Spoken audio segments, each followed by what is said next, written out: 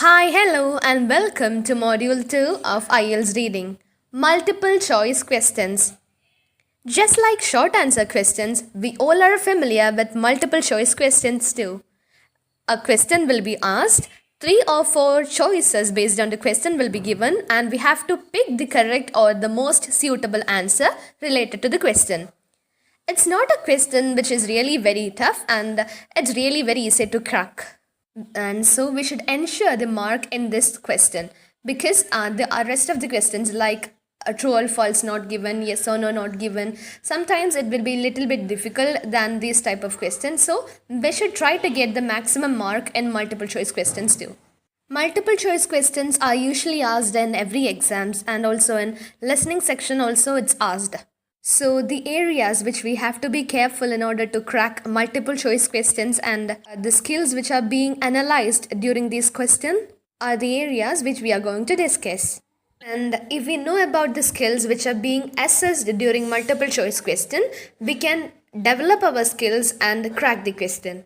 These are MCQ type questions and our job is to find the right answer from a list of choices.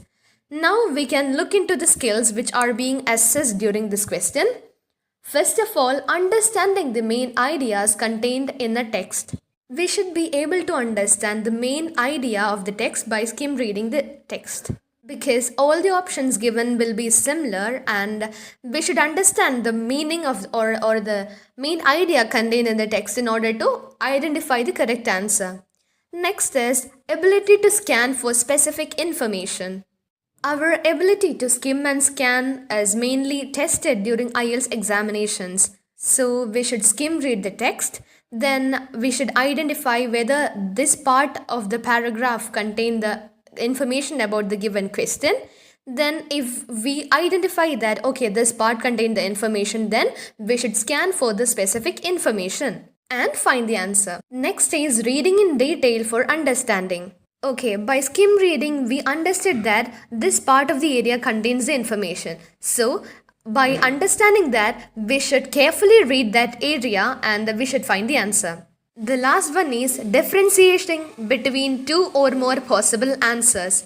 All the options given will be very confusing and our ability to pick up the correct answer among them is being tested.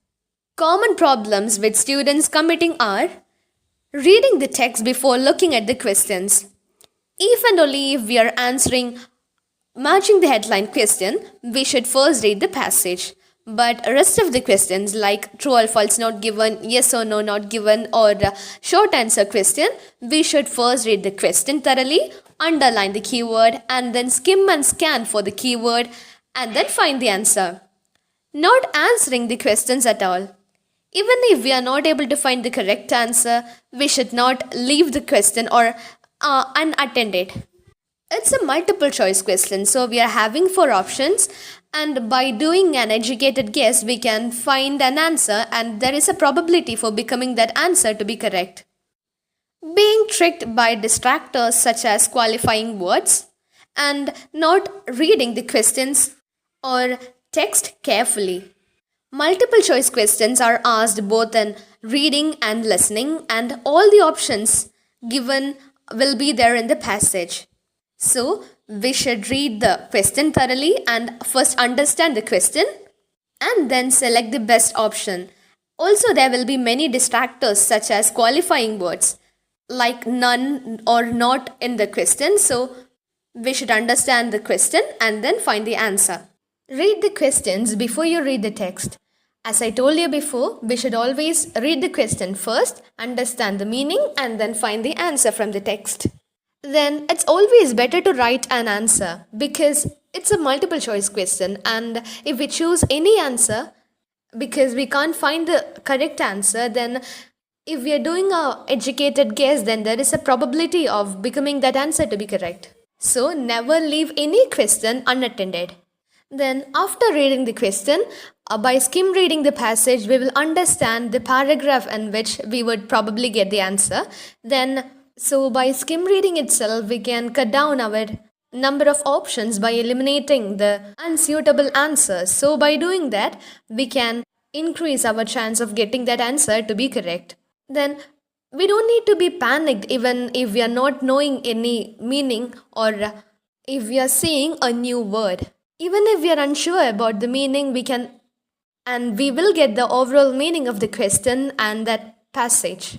Also, if we are not understanding the meaning of a phrase in the answer, then we can just try to rephrase the question or rephrase the answer in our own words and we will get the answer. Then we should be aware of distractors.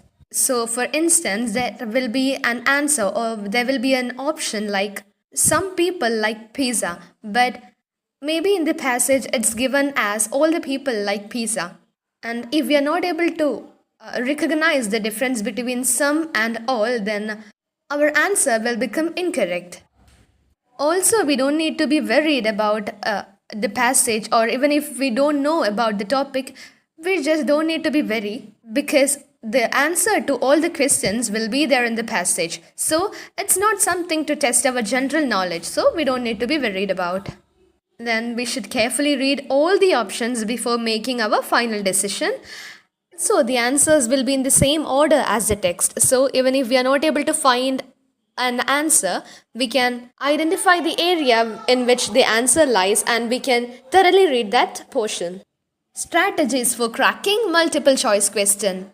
First of all, as we discussed many times, read the questions carefully and we should not miss the distractors given in the question like not, few, and if we miss them, then our answer will be incorrect.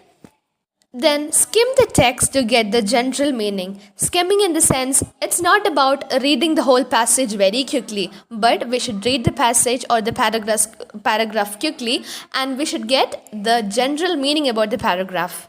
And getting the general meaning is our main strategy by skim reading. And next is underline any keyword in the question and think about any synonyms that might appear in the text. So underlining the keyword is really very important, and if it's a noun like a person's name or a place name or year, then the same word will be given in the passage itself. Or if it's something which has a synonym, then we should also think about the possible synonyms in the text. Then read the choices and underline any keywords. Think about the differences in meaning between the different choices. We should also underline the keywords in the answers or in the choices because it helps us to differentiate between the choices given. Also, sometimes we might feel like all the options are same. So, we should read the options very carefully and try to recognize the difference between the options. Then predict the correct answer. Next is read the text and using keywords and synonyms locate the part containing the answer. Now we will read the text. Now we have the keywords from the question and also we know about the probable synonyms. So by using the keywords we can locate the part of the text which contains the answer. Then our next step is that after locating the part or locating the paragraph which contains the answer, next we will carefully read that part of the text. Also, while reading, we should carefully think about the difference in the meaning. Also, keep in mind about the distractors. Next is that we should not only think about which options are correct, but also we should think about how other options are wrong. If we pick an answer and we should not blindly believe that it's the correct answer, but we should think before why I'm not choosing the other option or what is the wrong with other options.